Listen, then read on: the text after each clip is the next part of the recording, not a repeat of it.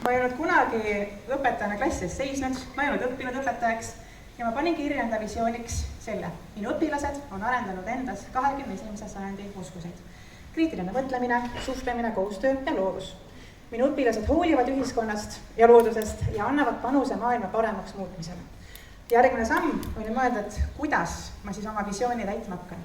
Kuna ma andsin ka valikainet globaliseerunud maailm, siis aina rohkem jõudsin ma Maailmakooli lehele ja sain teada uuest sõnast nimega maailmaharidus, millest ma ei olnud varem midagi kuulnud. Ja see oli armastus esimesest silmapilgust. Me hakkasime käima, siiamaani käime juba 7 aastat.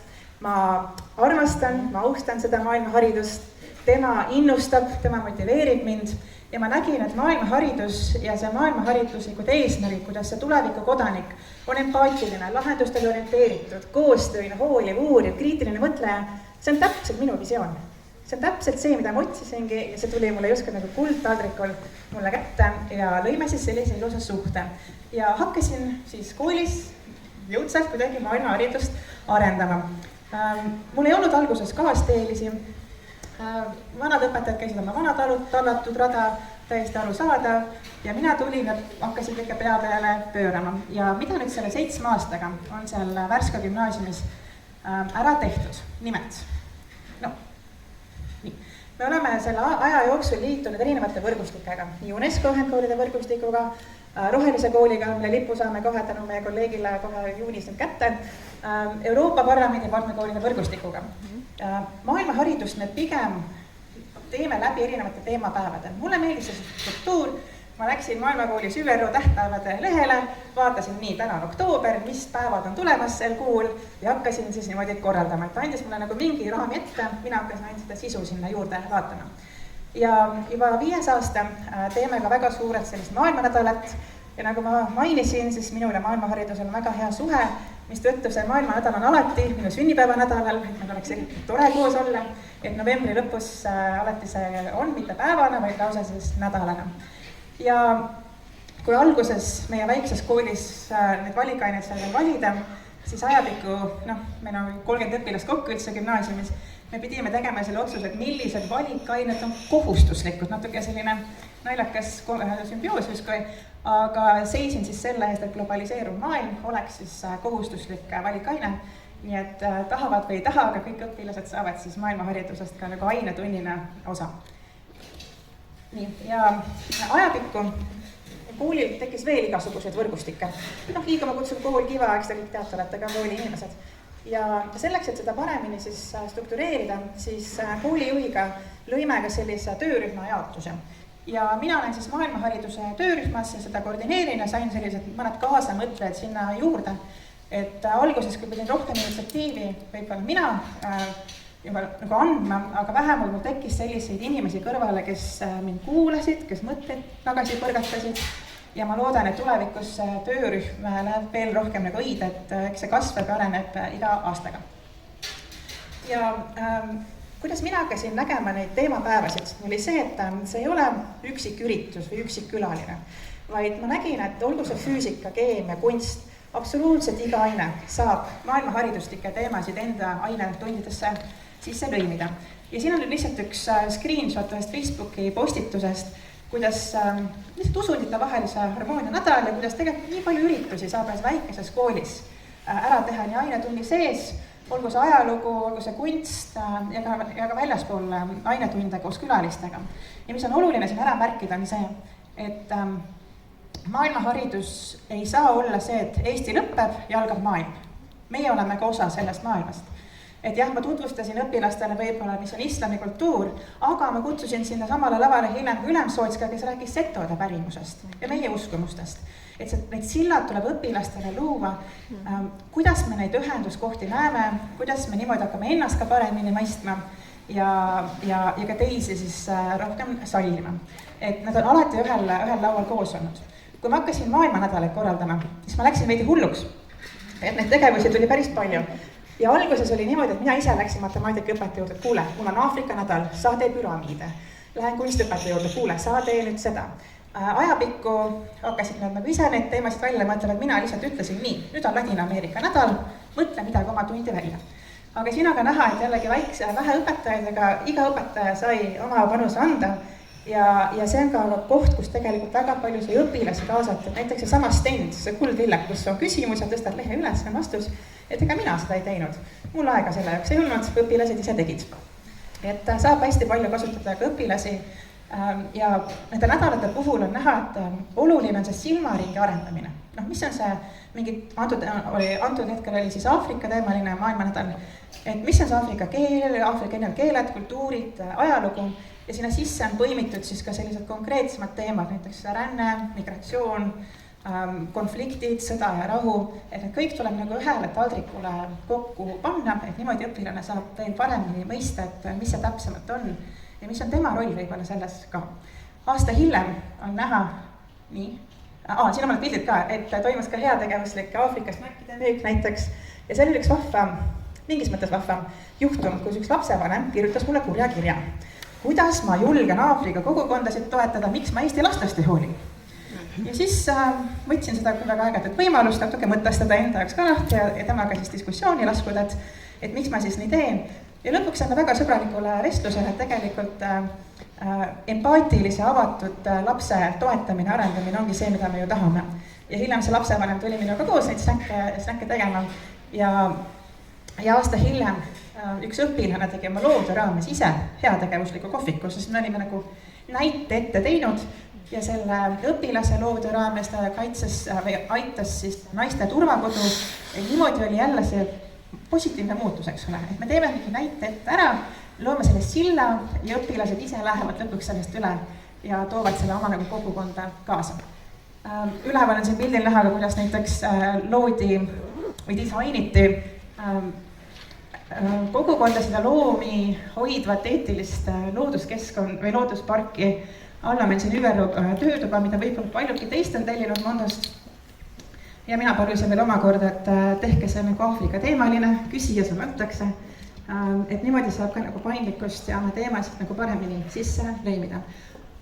Eelmine aasta oli Aasiat ja see on nüüd juba see hetk, kus ma rohkem kontrolli nagu käest lasin ja üritusi on veel rohkem tekkinud, eks ole, et õpetajad hakkasid aina rohkem ise nägema ka, et mina tegin alguses selle teeraja võib-olla ette ära, aga et mida kõik nemad saavad kõik oma tundi sisse tuua selle Aasia nädala raames. Ja käis ka palju külalised, siin on meil külaline Indoneesiast, käis ka Jaapanist meil külaline, õpilased tegid ise sushit heategevusliku kohviku jaoks, et Ukraina sõjapõgenikke aidata, ise tegid vahetunnis üksteisele hennasid, et positiivsust ja sallivust arendada, tegid noortekas Hiina küpsiseid ja lisasid siin ilusaid sõnumeid üksteisele sisse. Et väikeste sammudega, see on väike asja öelda, et kuulge, teeme Hiina küpsiseid. Aga see on väga suur mõju nendele lastele, kes pärast koolis neid sõid ja võib-olla said ühe sõnumi, mida ta väga-väga vajas sel päeval. Nii, ja kuidas siis seda maailmaharidust vedada? Esimene asi ongi see, et ole ise see eeskuju. Ei pea kohe võtma kogu kooli ette, nagu mina kohe kuidagi võtsin. Alusta oma ainest ja sellest on täitsa piisav. Ajapikku tulevad sulle partnerid, teised kolleegid, võrgustikud sulle kampa. Ja kui sa juba oled seda teed tükk aega mütanud, siis ka minu koolijuht märkas, et oot, sa teged päris palju tööd ja see kirgi peaks olema ka tasustatud. Ja leppisimegi kokku ka lõpuks, et see maailmaharidus on oluline tööosa ja see saigi minu lepingusse sisse seda koordineerida. Ja see annab teatavas mõttes ka sellise jätkusuutlikkuse märgi sinna, et ma ei saa lihtsalt mõelda, et ma täna ei viitsi, ma lihtsalt ei jõua enam, et kohustusi tuleb täita, oma lepingut tuleb täita ja on võimalus luua endale ka meeskond nende kolleegidega, kes sinuga sarnaselt mõtlevad ja nende ühiste eesmärkide poole siis liikuda, et julgustan ka siin õpetajad, kes väga palju oma enda kirest, initsiatiivist kõike seda korraldavad, et seisage enda õiguste eest, nagu sa seisad oma õpilaste eest, et äkki saad ka seda kuidagi oma lepingusse siis sisse panna. Juhtub muidugi ka see, et ei tulda kaasa, et minu kolleegid juba teavad küll, milline ma olen ja ikka vahepeal tuleb seda nurinat, et jälle nende ainetundide ajast. Ma saan aru, ma olen ka aineõpetaja. Meil on vaja see ainekava ära täita ja ma saan sellest murest aru, küll aga seda nurinat kuulda on väga ebamotiveeriv. Mõtled, et ma ei tee enam, sest ma ei taha. Ja siis tuleb endaga otsa vaadata ja minna tagasi selle armastussuht alguse juurde, minu visioon. Kas teil on oma visioon kirja pandud? Mina panin selle tagasi kirja, eks ole 7,5 aastat tagasi ja ma siiamaani igapäevaselt mõtlen oma visioonile. Ja kui ongi raske hetk, kui ei tule teised kaasa ja sa tunned ennast üksinda, siis ma mõtlen, et aga tegelikult minu eesmärk, minu fookus oligi ju õpilaste toetamine, õpilaste areng. Õnneks või kahjuks ei olnud mu visioonis kirjas koostöö teistega, see on privileeg, sinna poole tuleb kindlasti minna, aga tegelikult minu fookus on õpilastel. Ja see toetab, aitab meid alati ka raskematel hetkedel ja kindlasti soovitan ka siin kõigil, et mõtle vahepeal, et milleks sa seda kõike teed, pane see kirja. Eriti kui ta kirja panduna ka, ta käib sinuga nagu pikalt kaasas, võib-olla peab teda kohendama, aga ta on sul olemas ja ta on see sinu vundament, mille pealt sa kõike saad siis tegema hakata. Setomaalt tulles on oluline tegelikult rääkida ka kogukonnast ja meil kõigil on oma kogukond. Ka praegu oleme ju kogukonna koolis, mis on oma fookus kogukonnale, olgu see Eesti kogukond, mingi linna või mingi linnaosa kogukond. Ja ma olen siia ekslikult ja teadlikult pannud sisse sellise asja nagu persus. Justkui, et kui me tahame maailma kodanikuks saada, siis see vähendaks meie kogukondlikku identiteeti. Mina nii ei arva, see peab olema pluss. Tegelikult need teemad maailmas on meil samad, olgu see vesi, naiste õigused, saaste, teadlik tarbimine, need kõik on samad teemad, lihtsalt erinevas kontekstis. Ja kui ma ühel aastal Seto kultuurinädalal kutsusin Süüria pagulased külla, panin mõned küll kulmu kergitama, et kas ma siis tõesti mõnel muul nädalal ei võinud neid kutsuda. Mina nägin, et ei, sest see on koht, kus kultuurid saavad kokku. Ja siin pildil Seto Rõigis on üks 10. klassi noor neiu, kes on väga enesekindel, oli enam ei ole õpilane, aga vilistlane, et ta teab, kes ta on, ta teab, mis on Seto kultuur, ta on endas kindel ja tema oli see, kes võttis kõige avasüli vastu meie külalised ja hiljem suhtlesid ka edasi. Ja ma sain aru teda vaadates, et kui sul on tugev kogukondlik identiteet, seda avatum ja armastust rohkem jagama sa võib-olla ka teistele, mis tõttu me peame nagu rohkem neid sildasid looma erinevate kultuuride vahel, sest niimoodi õpime ka paremini ennast tundma. Ja nende sildade loomisega erinevatel teemadel, ma tihti näengi ennast kuidagi silla insenerina, siis me saame veel erinevaid mõjusid tuua, kui õpilased neist lõpuks siis sildadest üle astuvad. Näiteks see võib mõjutada nende karjääri õppimisvõimalusi. Et ka minul on olnud üks õpilane, kes läkski õppima arengukoostööd, sest see globaliseeruv maailmaine oli tema jaoks niivõrd inspireeriv. See aitab kaasa kogukonna kaasamisele, et heategevuslikud kohvikud, me kaasame sinna kogukonda. Samuti jagame hästi palju seda valla uudistes, et see on normaalsuseks saanud. Kõik vallast teavad, meie tegeleme maailma haridusega ja mis see on. Ja nüüd, kui see on juba 7 aastat, ma jahun sellest, siis enam keegi ei küsi ka, miks seda üldse vaja on. Meie noored on rohkem hoolivad ja julgemad. Ja see toob väga palju kogukonnale lõpuks tagasi, nad tahavad aidata kogukonda sinna panustada. Teha heategevust, väärtustada iseenda ja kooli kodukohta. Ja kui sa lõpuks seda ühte rada nii palju sammud, jauren oma maailma haridusest, siis kui me praegu teeme koolidele uute arengukavasid ja visiooni, siis tegelikult on see nüüd sinna sisse kirjutatud. Et niimoodi me saame natuke kivisse ka raiuda neid muutusi, kuhu me tahame siis jõuda, et see on saanud nagu teatavas mõttes nurks. Ma olen palju õpilastelt küsinud tagasisidet, kas aasta lõpus või kursuse lõpus ja mõned tagasisidet, mis ma olen saanud, oli näiteks mõned aastad tagasi, kes üks õpilane tänas mind, et ta sai aru, et tema on nüüd natuke parem inimene ja seda ka tulevikus, et tal tekkis see tahe ja vajadus panustada rohkem võib-olla maailma. Kui sellel õppeaastal käis meil Peruu kohalike hõimude uurija külas, siis üks Seto juurdega poiss nägi, et issas, ma ei tea, kui palju setodel on ühist Peruu hõimudega ja kui huvitav see tema jaoks on. Ja üks kõige paremaid ja ilusamaid hetki minu elus oligi lennukis paar aastat tagasi, kus üks õpilane tuli, kallistas mind ja ütles aitäh. Läksin õppima seda arengukoostööd, hetkel õpib ta töötab Londonis kuskil startupis samal teemal ja ütles, et see aine andis talle julguse. See on üks õpilane, ma tean, et siin on palju rohkem õpilasi, kes seda maailma haridust, eks ole, fännevad, meil oli täna see Kordeel, eks ole, et nii inspireeriv on näha seda. Ja mina sain ka selle ühe õpilase ja ma olin nii õnnelik, sest meil olid õpilasi väga vähe, aga see on väga suur muutus ja see paneb lumepalli nagu veerema. Tema tulevad oma lapsed, oma sõbrad ja oma kogukond, kellele ta seda edasi annab. Eelmine aasta, kui oli aasta Aasiat, siis Aasias on teema juba ühiskonna vananemine. Ja kutsusin ka meie MTÜ vabatahtlik seltsiline, kes räägib sellest, kuidas noored võiksid käia vanadekodus jutustamas. Ja üks noor pärast seda esitlust pisas ilmi küsis, kas ma võin ka liituda? No muidugi võid. Siiamaani, ta on meie kooli vilistajana, ta siiamaani võtab sellest osa käib vanadekodus vanadega jutustamas ja ta saab sellest nii palju tagasi. Hiljem tegime koos ka ühe heategevusaktsiooni vanadekodu elanikele susside kinkimisel. Me läksime kohale ja kuidas need vanad lihtsalt nutsid. Mulle, sussid! Nad ei suutnud ära uskuda seda.